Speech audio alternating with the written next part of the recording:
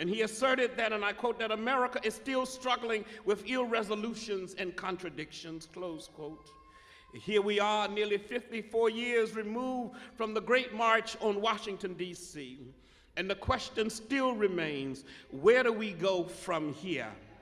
After all of the marches in Charlottesville and in Boston and in Seattle and in Washington and in Chicago and New York and in Norfolk, where do we go after the marching is all over? Who will lift the spirits of a nation that is being broken by the longest war in our history? Nagging unemployment and a president who has empowered and emboldened and given life to the white nationalists, to neo-Nazis, and has revived the Ku Klux Klan. We are still faced with the urgency of now. We are still faced with the need for Christians and churches to stand up against this new tide of economic, racial, and social injustice. How do we speak to this issue today?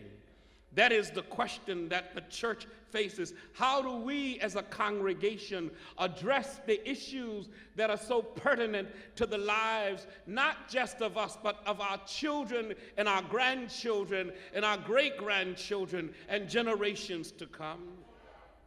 First, I would caution you that we must not be lulled into believing that things are better. Injustice is still prevalent in our society.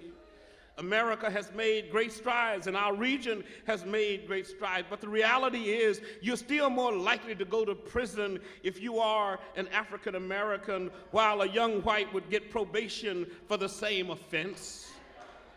Anthony Burford went to prison for 4 years, and Ronnie Boone received house arrest and the freedom to still run his businesses. You are still more likely to be stopped by the police if you are an African-American teen driving with your friends.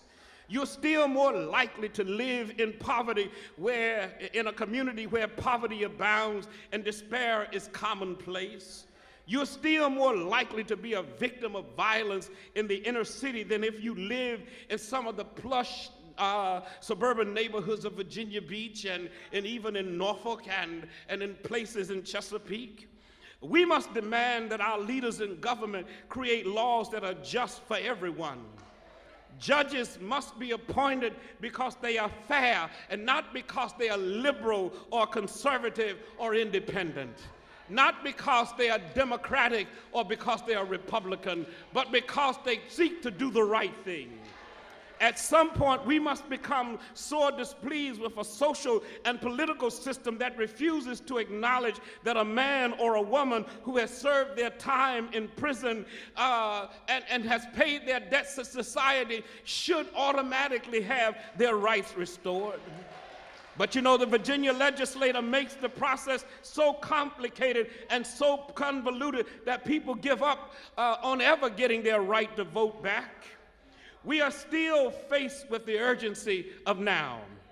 At some point, we must become weary of the constant ringing of gunfire in our communities and begin to wage a moral war of intolerance against gun lobbies who see nothing wrong with the sale of handguns and automatic weapons.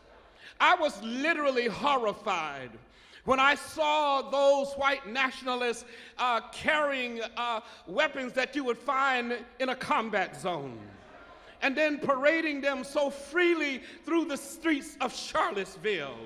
But oh, if that had been a group of black folks, a whole different agenda would have been put out. At some point, we must become tired of the increasingly high dropout rates of our youngest and our brightest, who quit school because they face discrimination and indifference. Is it any wonder that they ultimately find their way to the criminal justice system in a dead-end future? We are still faced with the urgency of now. Justice must well up as water, and righteousness as a mighty stream.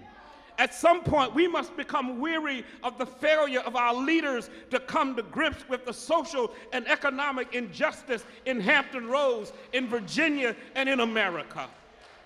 That same mentality that